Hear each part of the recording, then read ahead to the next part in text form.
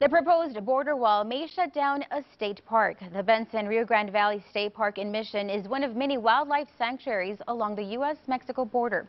One plan shows the wall going through the park. Our Alfredo Cuadros is taking a closer look at the impact.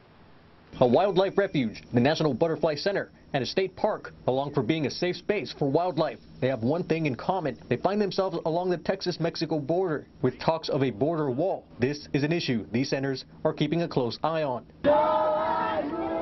Shortly after, the federal government forbid construction of the wall along the Santa Ana National Wildlife Refuge. Benston Park and the National Butterfly Center were not as fortunate. We have been offered up as the sacrificial lamb, and we will now have physical border barriers, levee fence, border wall, whatever they want to call it.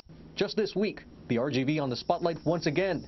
A letter by Texas Parks and Wildlife warning Border Patrol that a physical wall could close down Benston Park. In an interview with the Texas Tribune, the state parks chief mentions that a division could leave most of the park south of the proposed wall. The parts of the park that are available to the public are miles away from the Rio Grande River. In fact, we took a tour and hardly saw the river, just barely at a distance. Some valley lawmakers have been advocating for the use of technology along the border. It's a mixture of technology, some infrastructure, and of course the personnel, the men and women that are provided.